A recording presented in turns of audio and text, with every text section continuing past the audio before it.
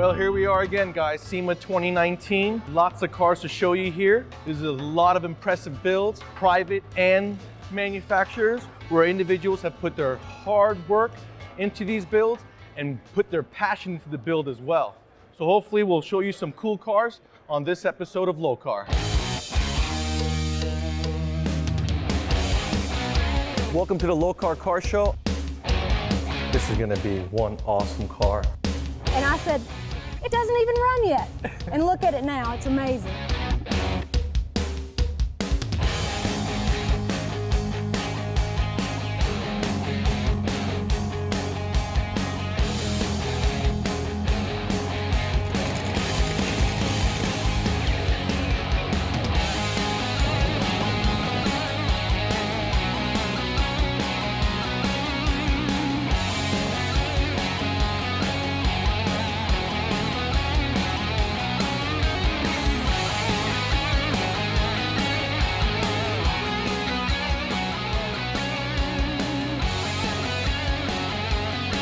Everything you may want to see as a gearhead is here at the show. Imports, domestics, Germans, suspensions, turbochargers and superchargers.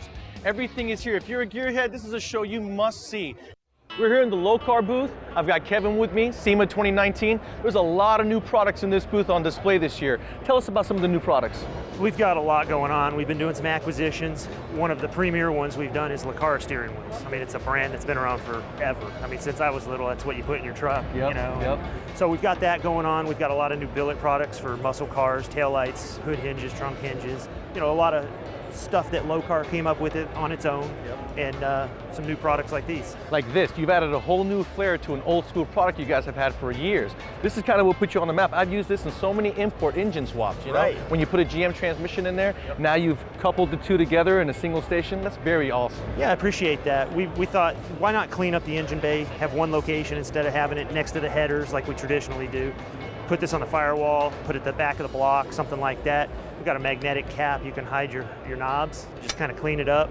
Or we've got the kind with a little rubber grip and you can leave it exposed. And new black rubber, and you've made it so simple that people can make this at home with a simple snap-in-place design. That's right. It's basically a push lock fitting that's adapted for these high temp rubber hoses, or the stainless, which, you know, traditionally we've always done. Absolutely. So. When you guys are doing engine swaps, make sure to check out Lokar, because with their products, the engine swap becomes so much more painless. Lokar Performance.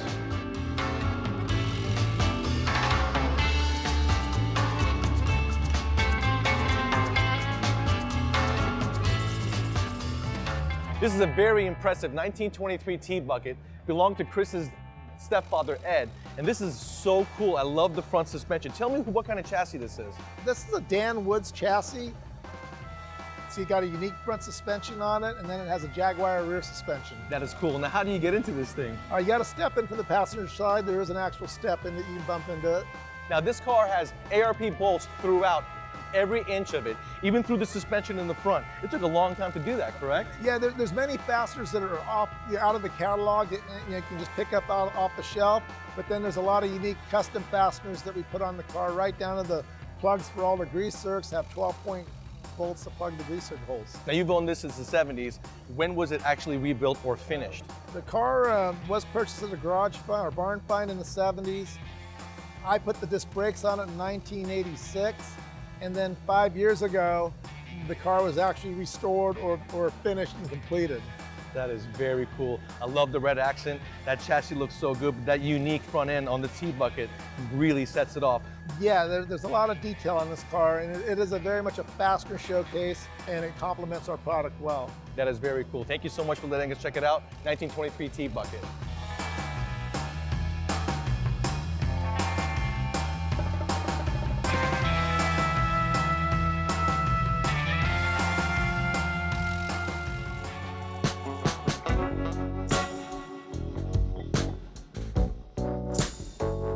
You know, guys, walking into Central Hall here at SEMA, you're not going to miss this 41 Cabover built by Cody for Chris. This thing's attention to detail is sick.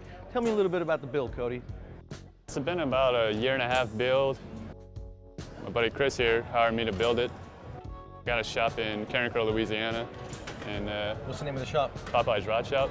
You're a one-man guy, right? One-man That's crew? it. That's it. That's what keeps the quality so high. This is beautiful. Now, Thank you. what was the inspiration, Chris? Is this a bucket list car? Yeah, it's bucket list car. He had a cab hide in the back of the shop and finally got Sean Broussard to come off of it and we just went to work.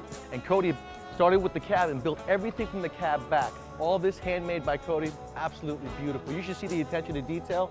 Long sheets of metal, no imperfections in it, nice and straight. That is cool. Now, have you driven it? A little bit. We drove it the day before we left to come here and put about 40 miles on it. That's cool. Now, nothing fell off, right? Nothing fell off. Good job. What kind of power plant's in it? It's 12-valve Cummins diesel with the Allison transmission. Did you hop it up at all? No, it's pretty much all stock. All the drivetrain come out of the school bus. That's cool. That's going to keep it really reliable. Nice job, Chris. Thank you. Now we're going to go check out and see what's on the back of this thing.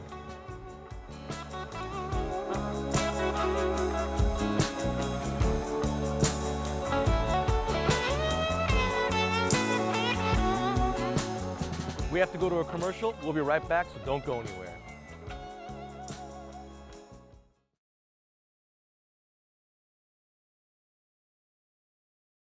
Lokar Car Show, presented by Appalachian Backroads.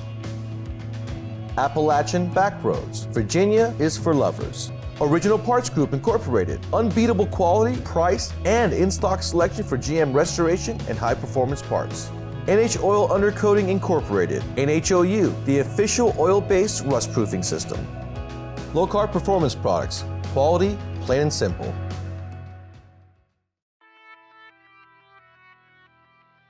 It's time for the Lokar Lowdown with Kevin Ford. One of the transmissions that's been growing in popularity lately are the TKO 5-speed and 6-speed transmissions. We get a lot of questions from our customers. Hey, I want to run your Tremec lever, but I want to bring it up through the factory console. Can you bend it? Can you move it? What can I do to accommodate the factory floor in my muscle car? What we came up with is something we call the axis shift. The reason it's called an axis shift is this will bolt in on your car using either the factory shaft and the 2 bolts that give you 2 locations, or a full replacement unit that will allow you to offset this thing 1 inch to 1.5 inches and rotate it 360 degrees around. The next benefit added is the available of tilting or rotating your shifter lever. So if you've got a big long bent lever and you want to clear your dash or you want to clear your seat, we can accommodate that by moving it forward. We've got 4 bolts that lock it down, and then we've got some set screws that actually lock that in place. So you're not going to have any trouble when you go to bang gears and you're getting a little rowdy.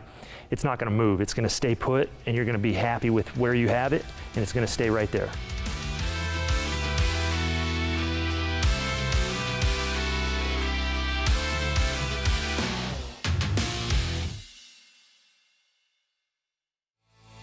Like I said, guys, you are not going to walk into SEMA Central Hall and miss this combination. On Chris's 41 Cabover is David and Michelle's 54 Chevy, and it's as beautiful as the Ford that it's sitting on. And there's a story behind this, right, Michelle? There is. We saw it in someone's yard, and then it would go back into a barn, come in and out. Well, come to find out, 40 years it had been sitting up in a barn, and it was for an old lady near our area, and her grandson sold the car.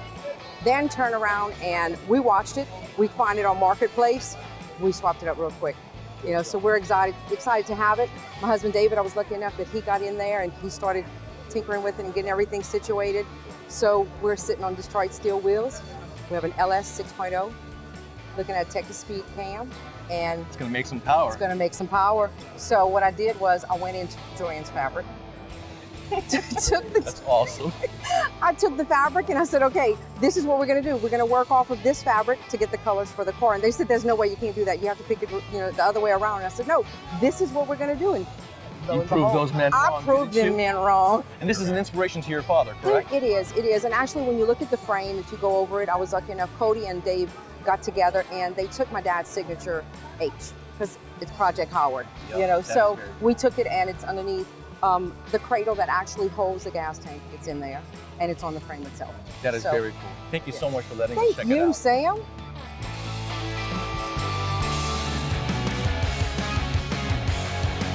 Walking by this 54 pickup truck, I noticed the black accents, I noticed the black exhaust tips and the gas tank being in the same spot. You know, everybody's doing LS swaps these days, but Tommy decided to keep it 350 to put that nostalgia look. You did a great job, Tommy. Tell me about the truck. Thanks, Sam. So this is a classic hot rod style build, but it's completely modern. Everything about this truck has been gone through, and we're really happy to be here at SEMA and sharing it. So it's actually on the stock chassis, right? And it's not the stock drivetrain, but it is traditional for this year. So Absolutely. let me pop the hood and show you what we got under here. It's very, very clean under here as well. So what I wanted to do was make it look factory, but there's nothing stock about this truck. From the core radiator core custom touch to the vintage air conditioning installed by Vintage AC. It's just a really bad truck in all the right ways. In all the right ways, you're exactly right. I love the murder's look. I love the stainless steel accents. And you even said something about the sill matching the horn button? Yeah, we had to kind of implement our company logo into it, you know, justified performance. We're a new shop, so we got a custom CNC built sill plates and horn button all made in-house. So you did a very good job. I'm loving the truck. 54 pickup truck, didn't do an LS swap, kept it nostalgic, kept the gas tank in the same spot. This is awesome.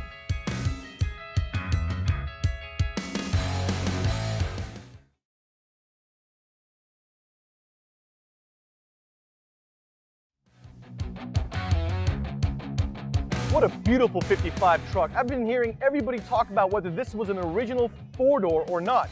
Daniel did an awesome job on this 55. Tell us about it. This was an original four-door cab that we picked up in Southern California. No one believes it, but it is. We ran with originally had the big truck front clip. We stuck with that with the widened fenders. We matched it with a fleet side bed that we had to widen to match, you know. We went with the Duramax diesel, mirror image turbos. You know, everything we had to do something different, you know, out of the box. Yeah, absolutely. Yeah. The mirror image turbos really add symmetry under the hood. You wouldn't even think that was a diesel. It's so clean and not crowded. It wasn't until I saw the injectors that I saw that it was a diesel. Now you said you purchased that intake and built the engine around it, right? I built the engine around the intake, absolutely. They don't make, Duramax is not a good looking motor. We had to switch it up. We saw that intake, we ran with it. We wouldn't have changed anything. Now, how are you cooling this bad boy? We're cooling this thing at CNR Racing. We contacted them, talked to them. We have a small working space. They're like, we need to maximize that. We need to make it bigger. So we had to heavily modify to cool this thing because that big Duramax diesel, those turbos, we had to cool all that. So. Yeah, you got a big giant intercooler, and you said this thing has AC. You can't even see the AC in it. Can't see it at all. Yep, it's all hidden away, but it's all there. Yeah, you did a great job, Daniel. Thank you so much for letting us check it out.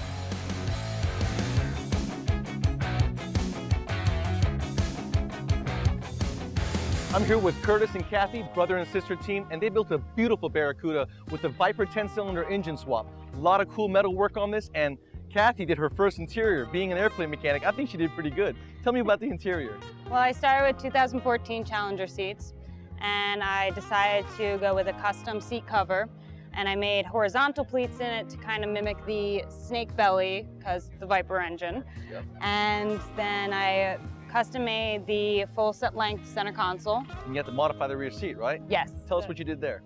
The rear seat used to be a bench seat, but with the drive shaft tunnel, I couldn't keep the bench seat because it didn't fit.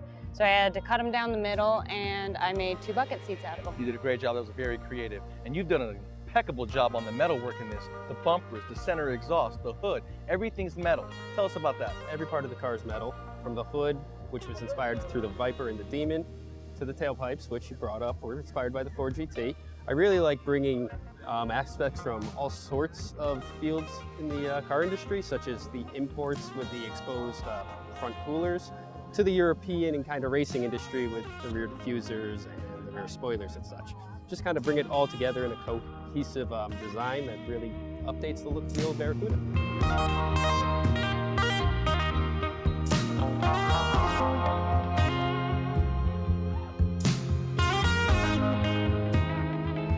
I'm standing in front of this beautiful 1995 S14 240, really a Silvia in Japan, and I'm building one of these in my shop right now with the same 2JZ swap. I've got Omar here, and he's done an impeccable job putting a 2JZ single turbo conversion, and mine's left-hand drive, but you converted yours to right-hand drive. Right. Now, how'd you do that?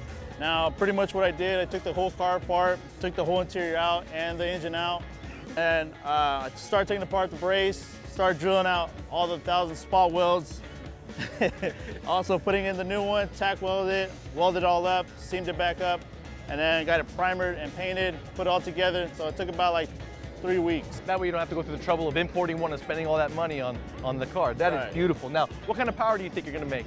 I'm probably gonna be making like around 400, but my goal next year is probably to go 600. Now with 600, you can do it on the stock motor. That bottom end will handle 1,000 horsepower. I've proven it when I was back in the racing days. So, what kind of transmission? I know you're running a 6-speed, but is it a Gert track?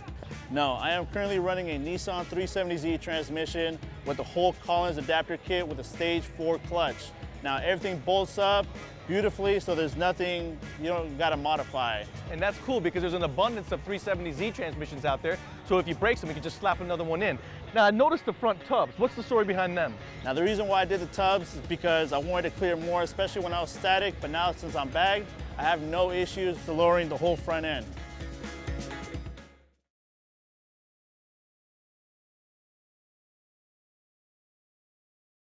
Lokar Car Show, presented by Appalachian Backroads.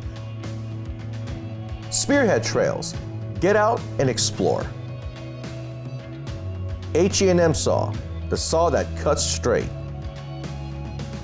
Brothers Truck Parts, #1 source for 1947 to 87 Chevy and GMC truck parts. Stage 8, the world's best locking fasteners. If you guys know me, then you know I'm a serious Honda guy. I've built so many Hondas over the years, and it's so cool to see Honda come back with a Type R Civic with a turbo that makes almost 400 horsepower. I'm here with Andy, and what was the inspiration, Andy, with your Civic Type R? I own a company called Remark. We specialize in like exhaust systems. So originally we bought a car to do like R&D, prototyping to make our exhaust system. After I drove the car, I kind of fall in love with it, so I decided to keep it as my personal car. And the story goes on, I start to put like wheels, aero, even like intercooler kits, so a bunch of stuff like seats. And I try to track the car too, so that's the idea to enjoy the car. Yep. He's got the Sparco seatbelt bar, very nice one-piece, non-reclinable Sparco race seats in red, done really nice with the matching seatbelts to go with it. Custom wheels, and he's got the lip out front that's very stable because you use brackets of your own to keep it stabilized, correct? Yeah, I want like a big lip inspired by the TCR Type R, so I customized the front lip as well, and because the under tray is kind of like plastic, so we had to make some brackets to kind of hold it down. Well, it looks like you guys do a really good job with the Remark exhaust because the tips are very attractive. Thank you. And soon Andy's going to be upgrading the ECU, adding some more boost, and making some serious power.